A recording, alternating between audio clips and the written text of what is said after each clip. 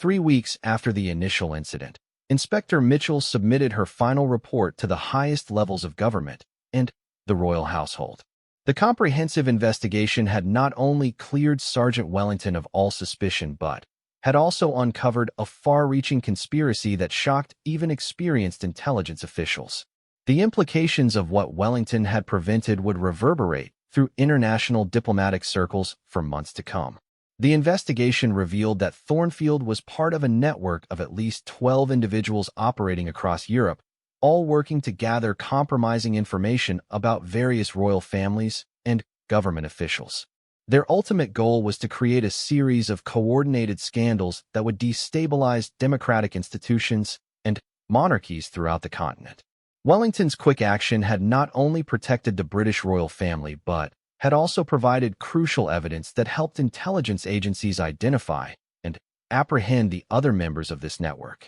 His vigilance had prevented what could have been one of the most damaging intelligence operations against Western democracies in recent history. King Charles personally reviewed the investigation findings and was deeply moved by the injustice Wellington had endured. His Majesty immediately ordered Wellington's full reinstatement and began planning an unprecedented gesture of recognition for the Guard's service and sacrifice. The king understood that traditional medals and commendations would be insufficient to address the damage done to Wellington's reputation. The first public acknowledgement came during a press conference where palace officials announced the conclusion of the investigation. They praised Wellington's professionalism and stated unequivocally that he had acted with honor and distinction throughout the incident. The announcement generated significant media coverage, but it was only the beginning of the royal response. Wellington returned to duty to find that his colleagues now viewed him as something of a legend. His ability to identify a sophisticated infiltration attempt and his grace under pressure during the investigation had earned him universal respect among palace staff. Younger guards sought his mentorship, eager to learn from his experience and expertise. The psychological toll of the ordeal, however, was significant. Wellington had endured weeks of uncertainty, knowing that his career and reputation hung in the balance despite his innocence.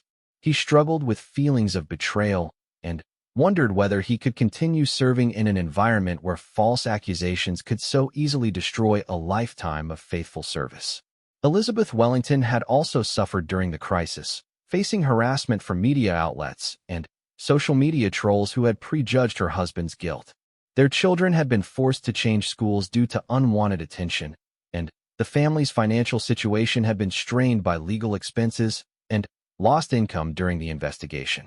King Charles, upon learning of the Wellington family's struggles, took extraordinary action.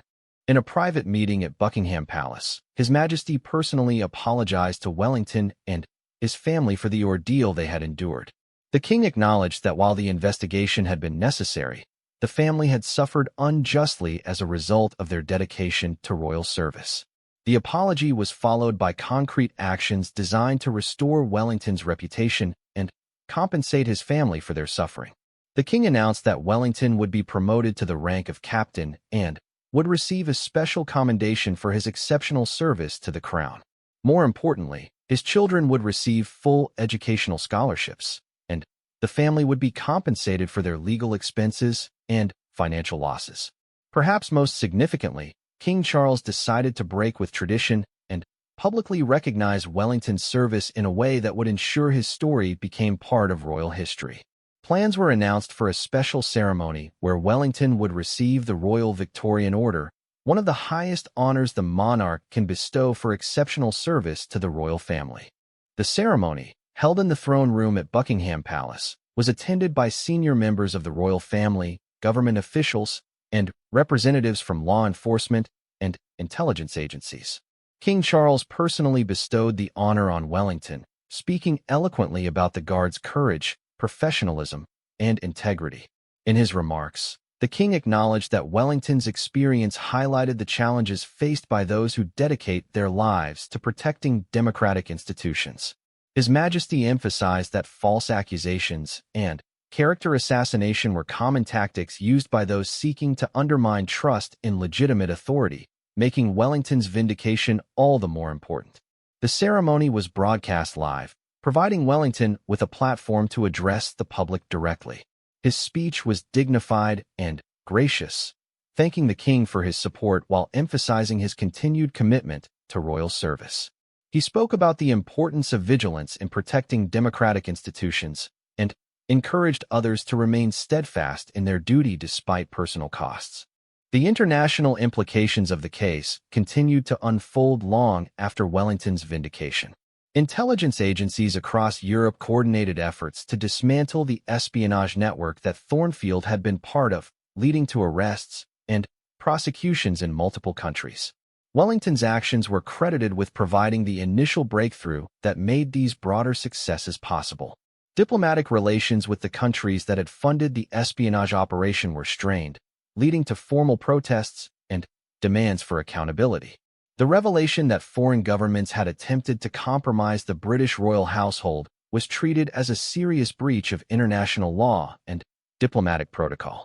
Academic institutions began studying the case as an example of modern hybrid warfare, where psychological operations and character assassination are used as weapons against democratic institutions.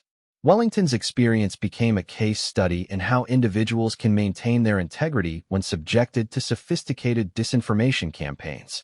The palace implemented new security protocols based on lessons learned from the incident, with Wellington playing a key role in developing training programs for other guards. His experience provided valuable insights into recognizing and responding to modern espionage techniques that traditional security training had not addressed. Wellington's story also inspired legislative changes designed to better protect individuals who serve in sensitive security positions. New laws were proposed to provide legal support for government employees falsely accused of security breaches and to impose severe penalties on those who make false accusations against security personnel. The media coverage of Wellington's vindication led to a broader conversation about the importance of due process and the presumption of innocence in high-profile cases. Editorial boards across the country praised the thorough investigation while acknowledging that the initial rush to judgment had caused unnecessary suffering for an innocent family. Public opinion rallied strongly behind Wellington, with thousands of letters of support arriving at Buckingham Palace from citizens who admired his service and felt outraged by the injustice he had suffered. Social media campaigns emerged calling for additional recognition of his sacrifice, and several charitable organizations offered support to his family. The long-term impact on Wellington's career proved to be overwhelmingly positive. His promotion to captain positioned him for even greater responsibilities within palace security, and his reputation as someone who could handle pressure with grace made him a valuable mentor for other staff members facing difficult situations. International security experts began consulting with Wellington about his experience, seeking insights that could help protect other high-profile individuals and institutions from similar attacks. His story became part of training curricula for security personnel worldwide, demonstrating the importance of trusting professional instincts and following proper protocols. The king's handling of the aftermath became a model for how institutions should respond when their personnel are unjustly accused. By taking personal responsibility for ensuring justice was done and going beyond minimal requirements to restore Wellington's reputation, King Charles demonstrated leadership that strengthened public trust in the monarchy. Years later, Wellington would look back on the crisis as a defining moment that, despite its initial trauma, ultimately strengthened his resolve and demonstrated the importance of maintaining integrity under pressure. His vindication became a powerful reminder that truth and justice, while sometimes delayed, ultimately prevail when institutions are committed to fairness and accountability. The Wellington case, as it came to be known in security circles, established new standards for investigating accusations against trusted personnel while ensuring that legitimate security concerns are addressed promptly and thoroughly. The balance between institutional security and individual justice that emerged from this case would influence policies for decades to come. The second day of the investigation brought new revelations that would further complicate Sergeant Wellington's situation. Detective Inspector Sarah Mitchell, a seasoned investigator with Scotland Yard's Special Protection Unit, had been assigned to lead the inquiry into the palace security breach. Her reputation for thorough and impartial investigations made her the perfect choice for such a sensitive case. Inspector Mitchell began by examining every piece of evidence collected from David Thornfield's possession. The sophisticated listening devices found in his briefcase were traced to a company that specialized in industrial espionage equipment. This discovery suggested that Thornfield was not acting alone but was part of a larger operation with significant financial backing. The fake identification documents were expertly crafted, requiring access to high-quality printing equipment and insider knowledge of royal security protocols. Most disturbing was the discovery of a second notebook hidden in Thornfield's hotel room, containing detailed surveillance reports on Wellington's personal life, including his daily routines, family members, and financial records. Wellington spent hours in interview rooms, answering questions about every aspect of his life and career. The investigators were particularly interested in his recent activities, financial transactions, and any contacts he might have had with suspicious individuals. Despite the stress of being under investigation, Wellington maintained his composure and answered every question truthfully. The turning point came when Inspector Mitchell discovered something crucial in the surveillance footage. The cameras had captured Thornfield conducting surveillance on palace staff for weeks, but, more importantly, they showed him following Wellington home on multiple occasions. This evidence suggested that Wellington was not a willing accomplice, but rather a target of Thornfield's operation. Further analysis of Thornfield's electronic devices revealed a comprehensive plan to infiltrate the royal household. His strategy involved identifying and potentially compromising key personnel through blackmail or bribery.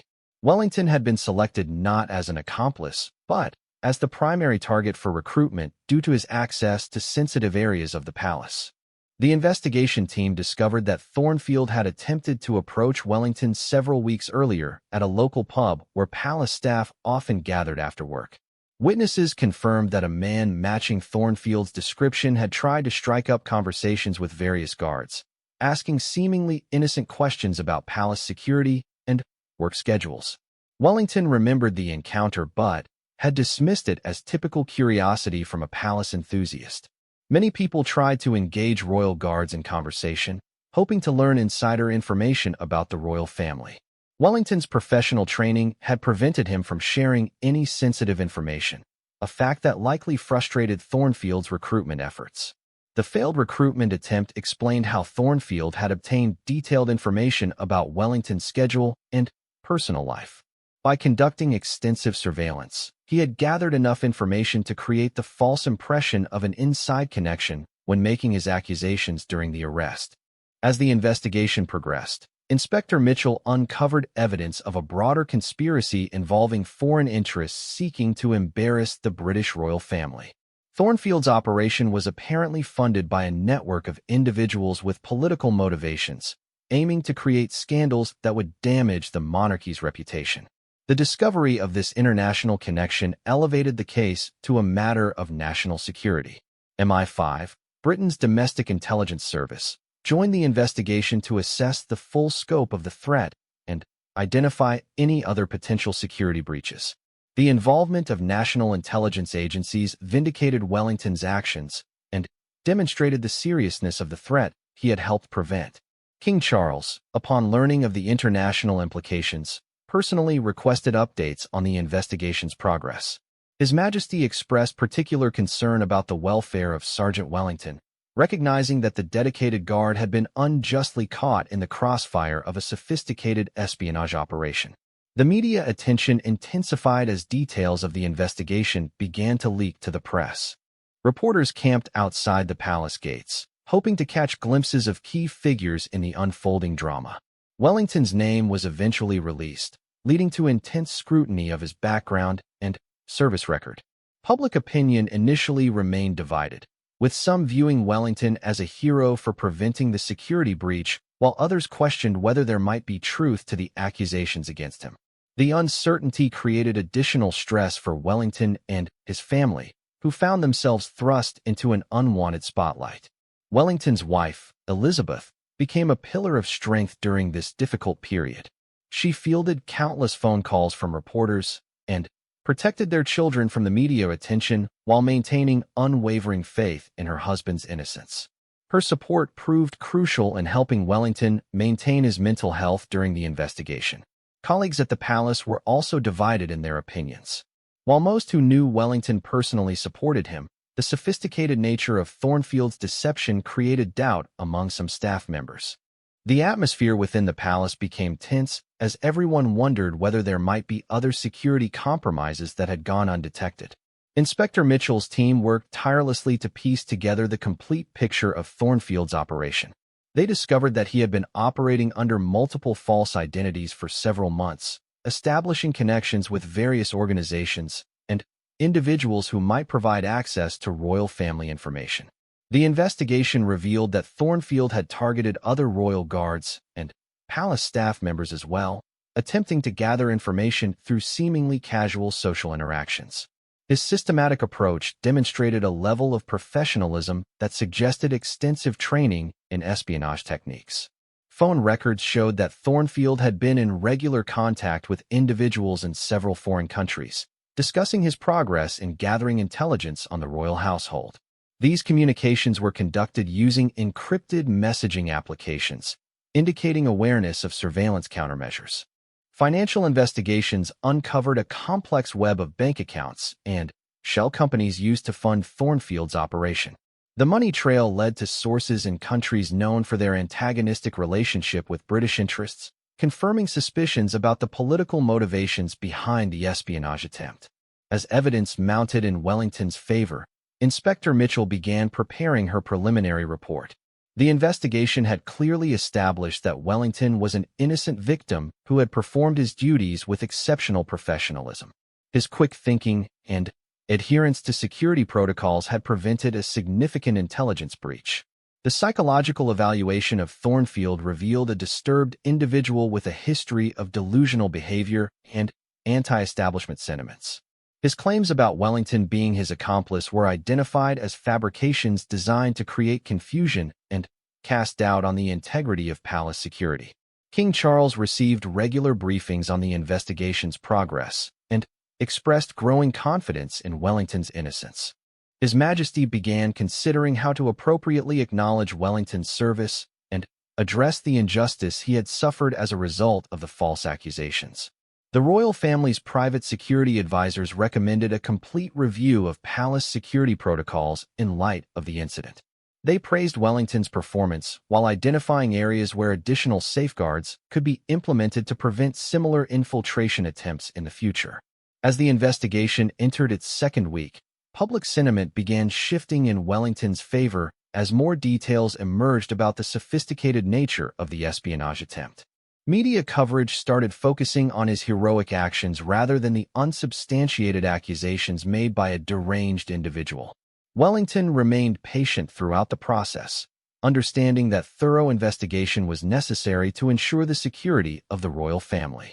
His cooperation with investigators and unwavering professionalism during a personal crisis further demonstrated his character and dedication to duty.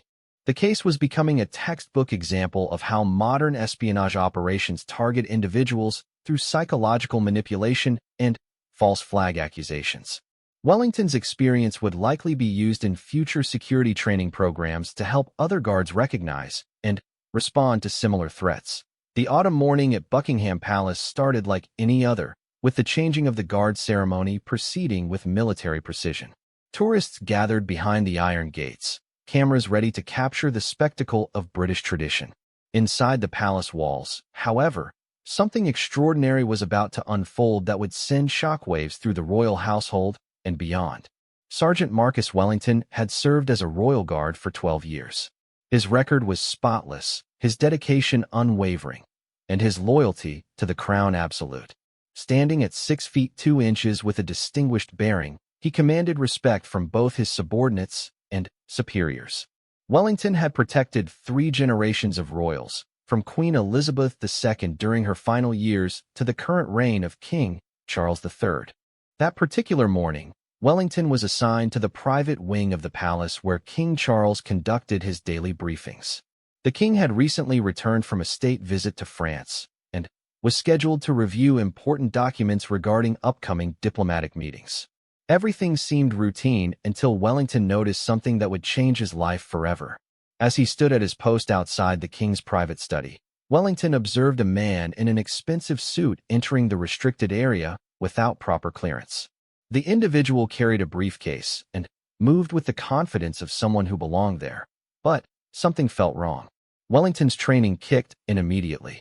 He approached the stranger, requesting identification and verification of his appointment. The man, who introduced himself as David Thornfield, claimed to be a special advisor to the king on economic matters. He produced what appeared to be legitimate credentials, but Wellington's sharp eye caught subtle inconsistencies in the documentation. The watermarks seemed slightly off, and the seal didn't quite match the official royal seals he had memorized during his years of service. Wellington politely but firmly asked Thornfield to wait while he verified the appointment through proper channels. This was standard protocol, and any legitimate visitor would understand the necessity. However, Thornfield became agitated, insisting that his meeting was of utmost urgency and couldn't be delayed. He claimed to have vital information about threats to the royal family's financial security. The guard's suspicions deepened when Thornfield attempted to bypass the verification process by name-dropping various high-ranking officials and threatening to report Wellington for obstructing important royal business. This behavior was completely contrary to how legitimate royal advisors conducted themselves. Genuine palace staff and authorized visitors always respected security protocols without question. Wellington immediately contacted his superior, Captain Harrison, who instructed him to detain Thornfield until the situation could be properly investigated. When Wellington informed the stranger that he would need to remain in the security office for questioning, Thornfield's demeanor changed dramatically. The polished facade crumbled, revealing desperation and panic underneath. In a shocking turn of events, Thornfield suddenly reached into his briefcase and pulled out what appeared to be a small recording device. He declared that he had been secretly recording conversations within the palace for weeks and had gathered sensitive information that could embarrass the royal family. He threatened to release these recordings to international media unless he was allowed to meet with King Charles immediately. Wellington's training had prepared him for many scenarios, but this level of brazen blackmail attempt against the crown was unprecedented. He quickly activated the silent alarm system while maintaining his composure and attempting to de-escalate the situation. Within minutes, additional security personnel arrived, and Thornfield was surrounded. The would-be blackmailer realized his plan had failed and became increasingly erratic. He shouted about corruption within the royal household and claimed he was trying to expose the truth to the British people. His rantings became more incoherent as security personnel moved to apprehend him safely. During the arrest, Thornfield made one final desperate claim that sent chills through everyone present. He alleged that Sergeant Wellington was actually his accomplice and had been feeding him inside information for months. This accusation was completely fabricated, but it was spoken with such conviction that it momentarily confused the responding officers. King Charles, having heard the commotion from his study, emerged to assess the situation. His presence immediately elevated the gravity of the moment. The king looked directly at Wellington, who stood at attention despite the false accusations swirling around him. For a brief moment, uncertainty flickered in the monarch's eyes as he processed Thornfield's claims. Captain Harrison quickly briefed the king on the situation, explaining how Wellington had properly identified and detained the intruder. However, Thornfield continued to insist that Wellington was his inside source, providing detailed information about the guard's schedule and personal life that seemed impossible for an outsider to know. The investigation began immediately, with palace security reviewing surveillance footage and examining Thornfield's belongings. His briefcase contained sophisticated listening devices, fake identification documents, and detailed floor plans of the palace's private areas. Most disturbing was a notebook filled with personal information about various royal staff members, including Sergeant Wellington. As investigators delved deeper, they discovered that Thornfield had been conducting surveillance on multiple palace employees for months. He had compiled dossiers on their personal lives, financial situations, and daily routines. His ultimate goal appeared to be identifying potential accomplices who might be vulnerable to blackmail or bribery. Wellington found himself in the surreal position of being both the hero who prevented a security breach and a suspect in the investigation. The false accusations, while clearly fabricated, created enough doubt to warrant a thorough examination of his activities and associations. This was standard procedure, but it felt like a betrayal after years of faithful service. The king, following established protocols, ordered Wellington to be temporarily suspended from active duty pending the completion of the investigation. This decision, while procedurally correct, felt like a devastating blow to the dedicated guard who had just prevented a serious security incident. The irony was not lost on anyone present that the man who had protected the crown was now being treated as a potential threat. Word of the incident spread quickly through the palace staff, creating an atmosphere of tension and suspicion. Colleagues who had worked alongside Wellington for years found themselves questioning whether they truly knew the man they had trusted with their lives and the lives of the royal family. The media, sensing a major story, began gathering outside the palace gates. While official statements were limited to acknowledging a security incident, speculation ran wild about the nature of the threat and the involvement of palace staff. Wellington's name had not yet been released to the public, but he knew it was only a matter of time before his role in the events became front-page news.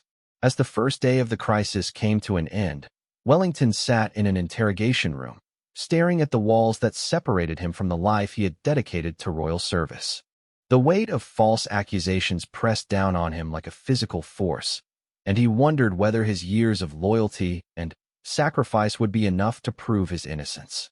The man who had started the morning as a respected protector of the crown now faced the possibility of disgrace and ruin, all because he had done his job too well.